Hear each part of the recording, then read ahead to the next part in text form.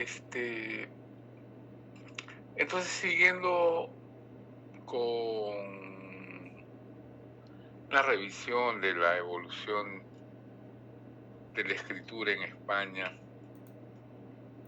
eh, como, como hemos visto hasta el presente, hasta hoy, unos cambios cíclicos en este fenómeno cultural, ¿no? Y estos cambios se producen a lo largo de la historia hasta el presente, ¿no?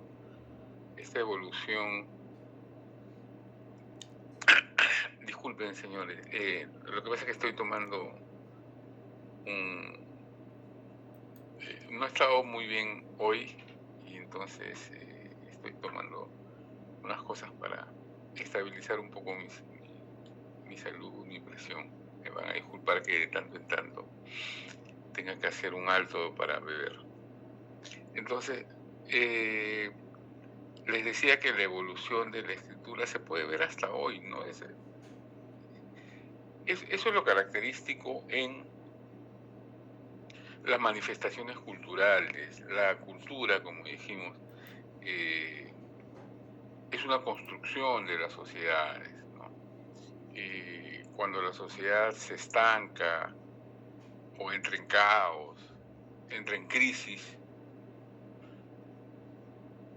como en todas las sociedades, ¿no? Hay momentos de pico y otros momentos de decadencia. Pues la cultura como fenómeno social también lo hace, y esto se puede apreciar en sus manifestaciones. Y la escritura es una de ellas, ¿no? Hasta el presente, como les decía, podemos apreciar, identificar estos cambios, ¿no? Estos picos de subidas y bajadas. Entonces lo mismo sucede, o lo mismo sucedió desde el principio. La escritura en lo que conocemos hoy como España tiene, por supuesto, un origen que no es el que conocemos. Son escrituras de pueblos autóctonos que con la llegada de los romanos, la sociedad de alguna manera evoluciona y la escritura también. Luego, esta sociedad conoce una serie de invasiones, crisis, que van a obligar a que su escritura se modifique. Y a lo largo de los siglos, ¿no? Entonces, en la clase anterior vimos que hay una escritura de los pueblos, de uno de los pueblos bárbaros, que se estableció y alcanzó, gracias a la anterior sociedad hispano-romana, hispano-latina, alcanzó unos niveles muy desarrollados también de exquisitez en su escritura, la escritura visigótica, ¿no?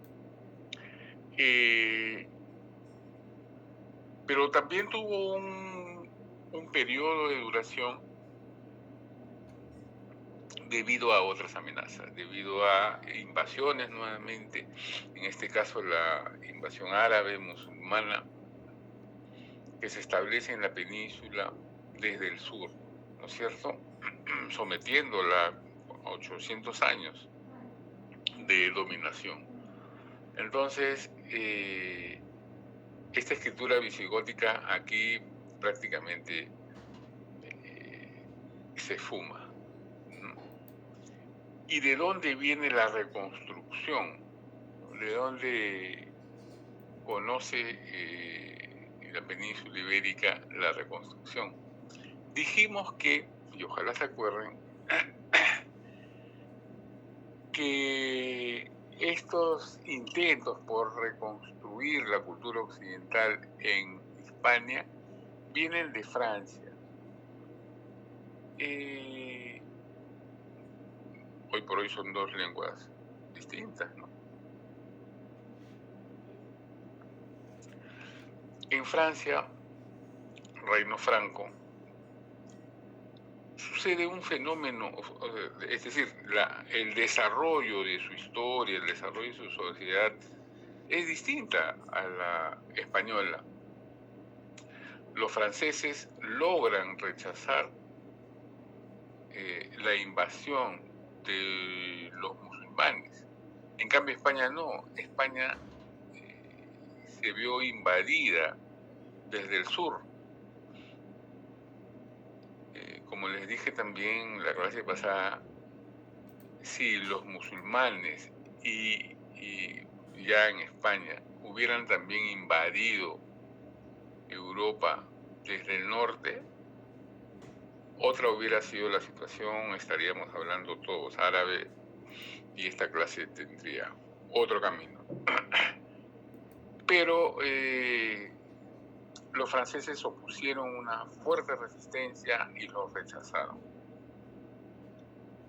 Carlomagno y su antecesor pues establecieron una estrategia muy férrea para evitar que los musulmanes ingresen a su territorio y, bueno, en general a Europa, ¿no? Porque ellos lo rechazaron y los expulsaron desde aquí.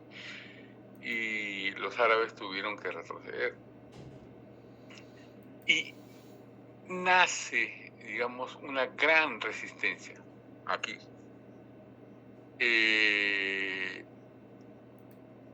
Bueno, y en España la historia es otra. En Francia la historia es otra. Este territorio que es conocido como Cataluña, acá mismo dice condados catalanes, por su cercanía a Francia, va a tener constantes vínculos. De hecho, el idioma que se habla es muy cercano al francés, ¿no? Está entre el castellano y el francés. Entonces, toda esta zona norte de España es la que de alguna manera, incluso León una parte, es la que de alguna manera queda en manos cristianas, ¿no? Casi todo el territorio había sido ocupado por los árabes. Entonces, los franceses tienen un espacio controlado, digamos ¿no?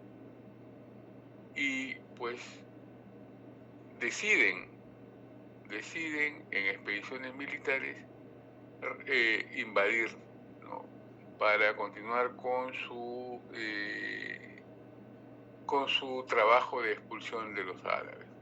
Pero esta invasión va a ser paulatina, va a ser difícil, ¿no? En marchas y contramarchas, pero lo cierto es que la influencia de Francia en Cataluña es muy grande.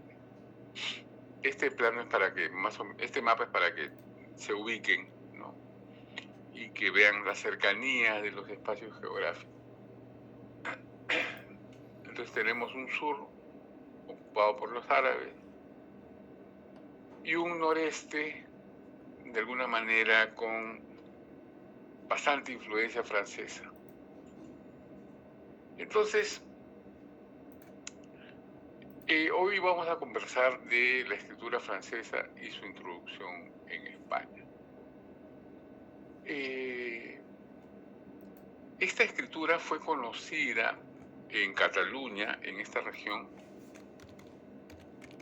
que es un tipo de escritura que tiene una evolución distinta a la que tuvo la española, por supuesto. Vamos a ver ahora algunos modelos. Entonces, pero esta escritura, por esta cercanía, fue conocida en Cataluña, ¿no? Desde los primeros tiempos de la Reconquista, es decir, desde el siglo VI, ¿no?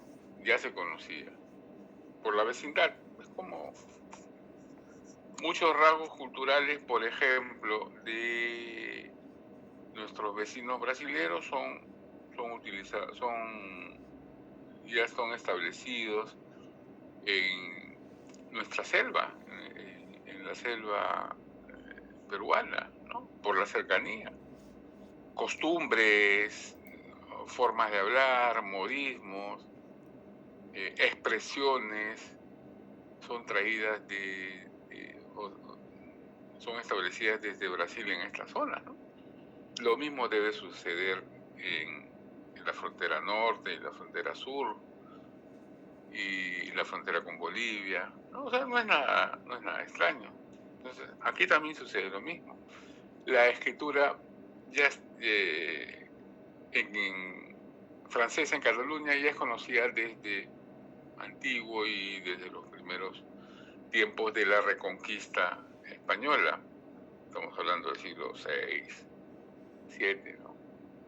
Entonces, les decía que los franceses, hacia el siglo VIII, con Carlomagno, el gran Carlomagno, salvaron a los catalanes y a estos territorios de la amenaza árabe. Por tanto, siempre estuvieron en contacto con esta nación, compartiendo sus costumbres. La fe siempre era, la fe de todas maneras estaba compartida ya desde antiguo, ¿no? El cristianismo. Entre estas costumbres, el uso de los géneros de letra corrientes también pues fueron comunes, ¿no? En los otros estados cristianos de la península no se introdujo este tipo de escritura francesa sino hasta mucho más adelante, recién hasta el siglo XI, ¿no? Y se generalizó en el siglo XII todavía.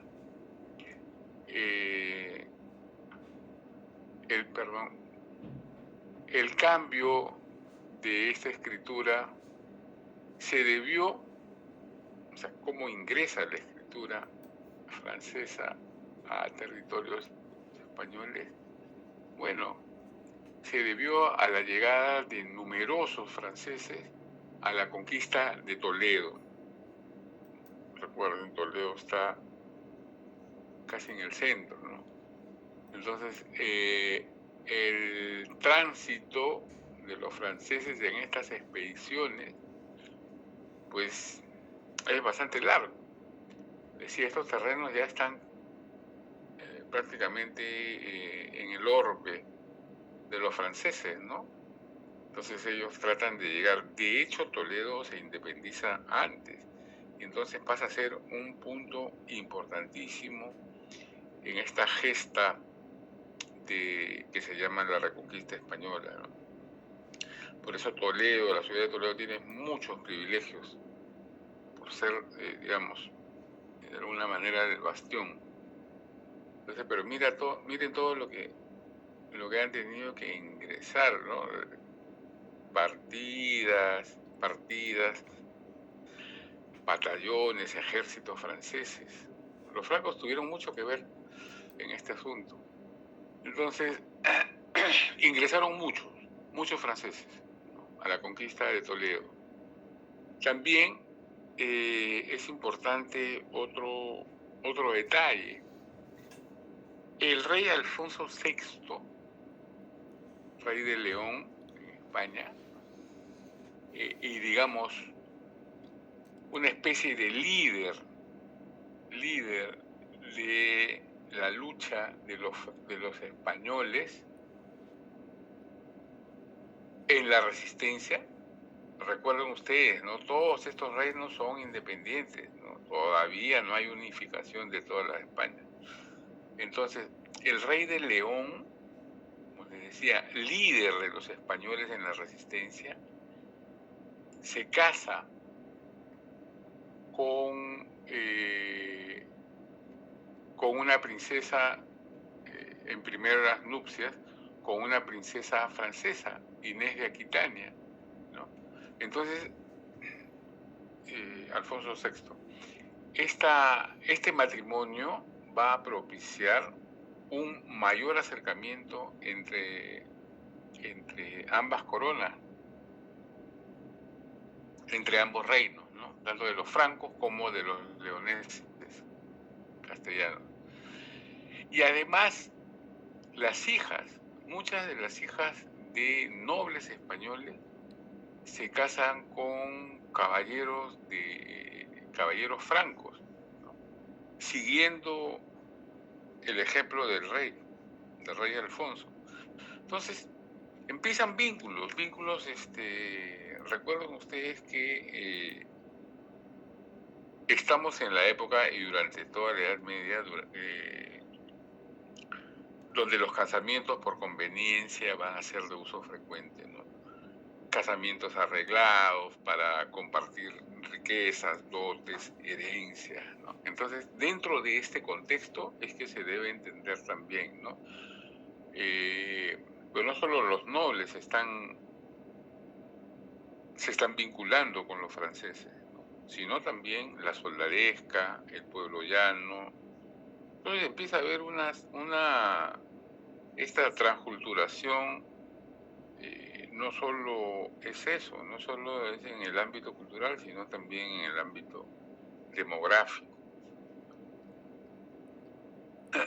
Este es un detalle que no se debe dejar de pasar de vista cuando se habla de cultura y escritura en lo particular, ¿no? Recordemos que la letra visigoda se tornó de difícil escritura, ¿no? Y mejor dicho, de difícil lectura. En los trazos cada vez se fueron haciendo más cursivos, como lo vimos en las imágenes, y ustedes también lo tienen. Se hizo demasiado cursiva y se descuidó la figura genuina de las letras. El mismo proceso que se va a ver en todas las etapas, el mismo proceso de la escritura va a hacer que esto se deteriore y se multiplique las formas y el número de los enlaces, ¿no? Se va a hacer muy inclinado y se va a enlazar muy frecuentemente las palabras consecutivas, ¿no? Entonces, lo cual ya la letra es la manifestación de la cultura y la decadencia de la sociedad se va a reflejar en la decadencia de la escritura también. Bueno, en Francia el proceso de decadencia fue mucho más rápido, pero también tuvo su proceso. Entonces, rápidamente los francos cayeron en la necesidad de modificar la escritura. Y aquí se debe hacer un alto para reconocer el esfuerzo de Carlomagno. Carlomagno, un rey franco que asume el trono en el año 800, es un hombre, ¿cómo diría? Es un guerrero, definitivamente. Es un gran estratega militar, pero además con una notable inclinación por la cultura. ¿Por qué entro en estos detalles? Porque esto va a explicar el proceso de la cultura y de la escritura en España, que es lo que nos interesa. Carlomagno era muy letrado, ¿eh? Carlomagno me parece que aprendió a escribir, a leer ya bastante mayor, bastante anciano, y escribía mal además, ¿no? Pero esta falta de formación no le impidió apreciar la cultura clásica, la cultura de los griegos y sobre todo la cultura de los romanos. Él, al hacerse rey de los francos, tuvo muy clara la idea, siempre bajo el paraguas de la religión, de la fe cristiana y católica, ¿no? Él sintió que era heredero de esta grandeza, de la grandeza de Roma, y que tenía como misión restaurar el Imperio Romano. Así de fácil.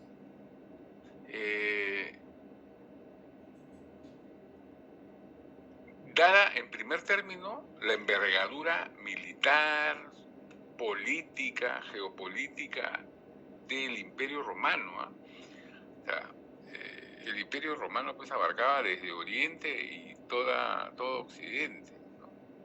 Hasta el norte de África y las islas del norte de Europa.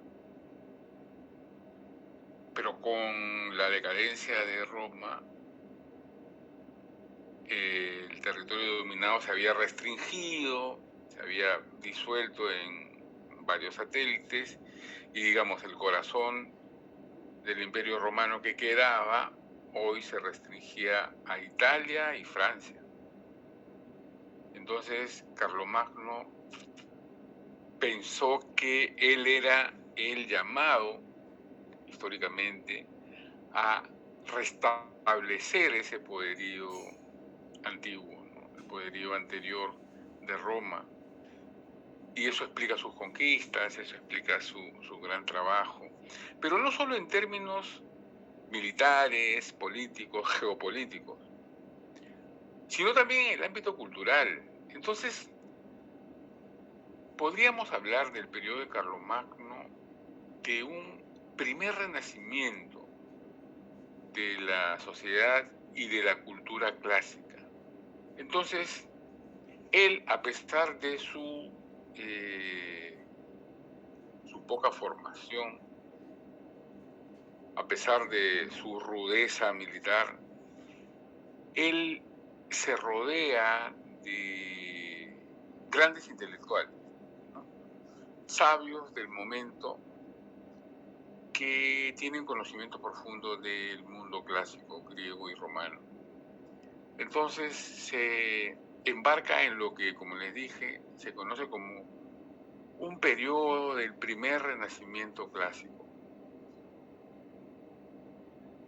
La educación va a girar en torno a ello, las artes, la arquitectura, la escritura, la pintura, las artes decorativas, el urbanismo. Entonces, Carlomagno quiere ser un gran líder de los cristianos, ¿no? De un sacro imperio romano-germánico, ¿no? Él quiere ser la continuidad de esto, restituir los tiempos de grandeza del imperio romano, pero ahora, en esta vez, un imperio romano, un imperio cristiano. Claro, el auge del imperio romano fue con los césares y cuando la religión pues era panteísta, ¿no? El cristianismo ingresa al imperio romano en las postrimerías, ya en la decadencia. Lo que ahora quiere hacer Carlomagno es devolverle esa grandeza militar y geográfica, pero bajo el paraguas del cristianismo. De hecho, Carlomagno es retratado en posturas. ¿Recuerdan cuando trabajamos los sellos, habían imágenes en los sellos de carácter hagiográfico, ¿no? donde está Cristo sentado en majestad con un orbe en la mano izquierda y con un cetro en la mano derecha, ¿no? Que es el dueño de todo, es el creador y dueño de todo. Bueno, Carlomagno se hacía retratar así, sedente, con un cetro y con un orbe en la mano y con una corona de emperador. Entonces, con esta imagen, Carlomagno se vendía, entre comillas, ¿no? Como se dice hoy, se vendía como un sucesor de Cristo, como el adalid de los papas, ¿no? Como un representante de Cristo en la tierra. De hecho, yo tenía entendido que en algunos sectores en Francia, en algunas zonas en Francia se lo consideraba hoy como un santo, casi como un santo, ¿no? No oficial, no de la iglesia, pero sí se lo tenía como tal. O sea, su grandeza llega hasta el presente, incluso. Pero bueno, esa era la imagen de Carlomagno. Un gran líder, no solo militar, sino también cultural, a pesar de sus carencias, ¿no? Entonces, como les digo, se rodeó de una serie de intelectuales y académicos que llevaron a cabo esta empresa de renacimiento cultural, independientemente de la fortaleza de sus logros y triunfos militares, ¿no?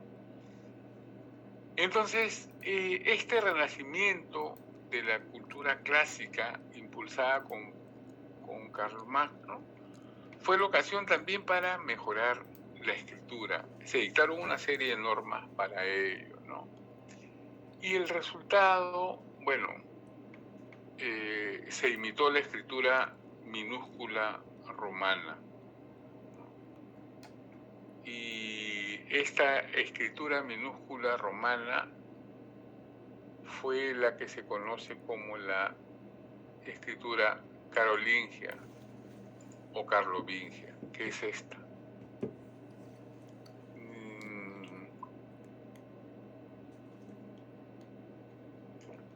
Es una letra muy bien lograda, muy vertical en relación a los renglones de escritura. En este caso se puede diferenciar claramente las letras. Hay algunas abreviaturas, pero no era el caso. No era el caso. A esto se llama escritura francesa. No está escrito en francés, es latín, pero se llama francesa porque viene del territorio franco, ¿no? Después, independientemente, este tipo de escritura va a evolucionar en Francia, dando lugar a lo que hoy conocemos como el francés, ¿no? Y en España también va a evolucionar a lo que conocemos hoy cuando se generalice el uso del castellano, ¿no? Pues se llama francesa porque viene del territorio, por esta tipología de escritura. Y este es el abecedario. Entonces, les decía que este tipo de escritura imita la escritura minúscula romana, ¿ya? Y va a dar lugar a la escritura carolina, carolingia o carlovingia, por Carlomagno. Así se hace llamar, o así lo llaman los teóricos en el siglo XIX. Y esta escritura se convirtió sin temor y sin exageración, se convirtió en la más hermosa de Europa. de Europa latina, por supuesto, ¿no? De Europa de habla latina.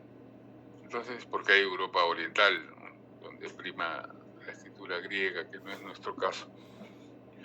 Una letra que pretendía también ser transmisora de cultura, tenía que ser forzosamente una letra clara y de fácil lectura, eliminando cualquier rasgo que la hicieran complicada, como hemos visto ya en las escrituras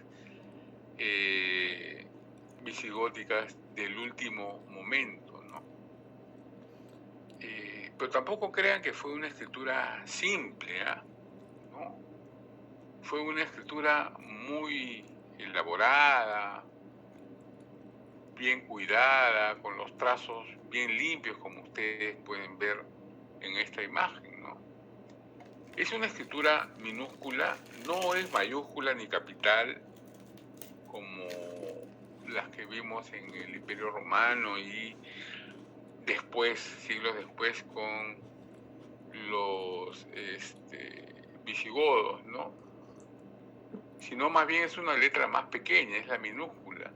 Efectivamente, se utiliza la capital en tamaño para inicio de renglón, o inicio de párrafo, o inicio de capítulo, que se llama capitular. Entonces, responde pues a la intención de transmitir cultura. Una letra transparente, bien lograda, ¿no? Con el trazo delicado, pero sin caer en la simplonería, ¿no? Como dije, no es una letra sencilla, es una letra trabajada.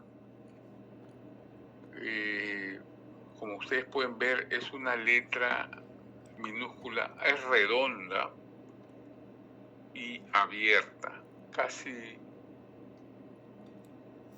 en relación al renglón, ¿no?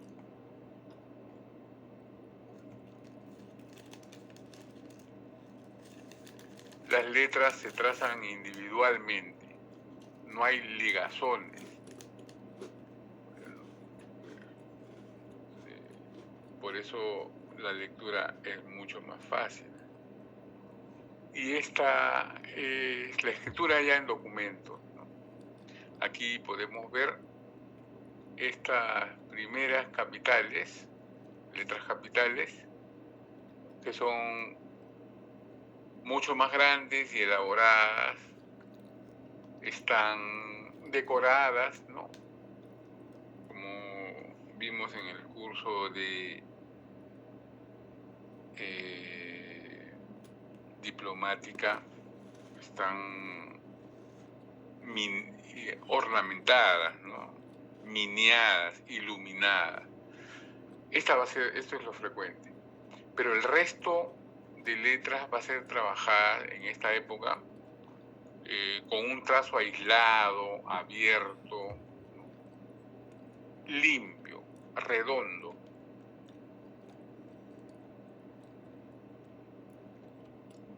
Muy bien.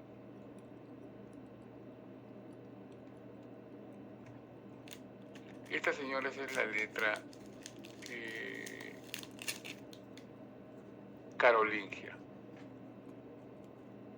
De aquí vienen las evoluciones que más tarde veremos.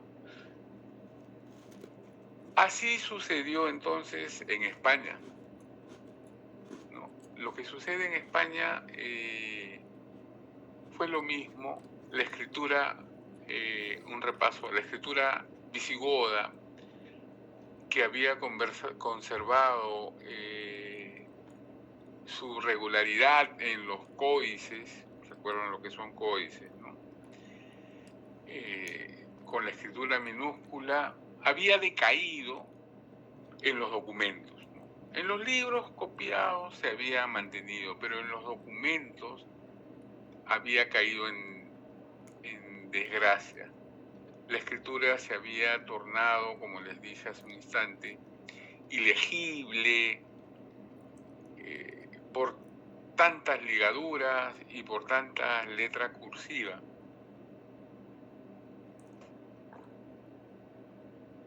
El abuso hace que esto se distorsione, ¿no?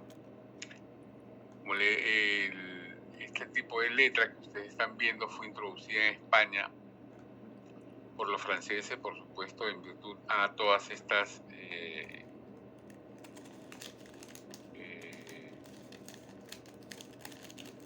a estos detalles, a estas llegadas de las tropas francesas que les estaba mencionando, pero también se produce un hecho fundamental. Los militares pueden traer las costumbres, la manera de hablar, pero la escritura llega con los monjes de Cluny, que es una abadía fundada en Francia por los monjes benedictinos. Ellos tienen la misión de llevar y fortalecer la fe en los espacios recuperados, donde se construyen nuevos monasterios y se restablecen las anteriores abadías. Miren, los monjes de Cluny se establecen en Aragón, en Navarra, en León y en Castilla.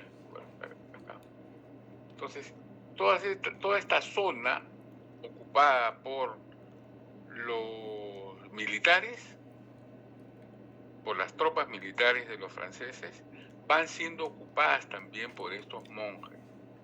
Y se establece aquí sí propiamente grandes bastiones de la cultura occidental. Entonces, con ellos también surge o se fortalece la necesidad de una modificación de la escritura. Entonces, esta necesidad se hace urgente. Bueno, y esta es la ocasión puntual, ¿no? La llegada de los monjes franceses. Y de esta manera se propaga las reformas. No fue fácil. Entonces, ellos se van convirtiendo o las abadías, mejor dicho, se van convirtiendo en los núcleos de irradiación cultural para toda la península ibérica. Lo mismo había sucedido ya en Francia. Los monjes se habían convertido en esto. Claro, las universidades, que ya existían desde antes, habían pasado a un letargo, pero en este periodo, digamos que vuelven a recuperarse, ¿no? Y en España sucede lo mismo. Los monjes empiezan a copiar las publicaciones, los libros de la antigüedad, y las bibliotecas de los monasterios van conociendo un periodo de florecimiento y de enriquecimiento también, ¿no? Y entonces se produce una ebullición del conocimiento, pero no a nivel general, ¿no? A nivel muy particular y muy jerárquico, solamente en los monasterios y en las abadías. Y estos señores se convierten también en los defensores y los conservadores de la escritura. Estamos hablando del siglo VIII, IX, y esto se va a conocer y se va a mantener a lo largo de 3 y 4 siglos, ¿no? Esto va a ser un reducto, porque recuerden, los árabes están en esta zona 8 siglos. Recién hasta 1492 es que se expulsa completamente. Pero estamos en el año 800, 900. ¿Se imaginan todo el esfuerzo de estos monjes por mantener la cultura y conservar la escritura? La escritura carolingia se mantiene durante todos estos siglos. Entonces, perdón, jóvenes, ¿a qué hora es el break? A las 8:15, Profesor, ¿no? sí, son 8:15 hasta 8:25. Faltan 2 minutos. Ok. Entonces, hay que tener en cuenta esto, ¿no? La labor de los monjes. La labor de los monjes como preservadores de la cultura occidental y los irradiadores luego de la misma cultura hacia el resto de la península itálica. Entonces podemos hablar, hablando mal y pronto, podemos decir que los monjes de Cluny, de estas abadías, se van a constituir en la plataforma para recuperar toda la cultura occidental en España. Si algo le debemos a estos monjes, incluso nosotros, ¿no? Es la prolongación de la cultura occidental en virtud al trabajo que realizaron durante estos siglos. Vamos a quedarnos acá y nos vemos a las 8:25, amables y pacientes alumnos. Hasta pronto. Gracias.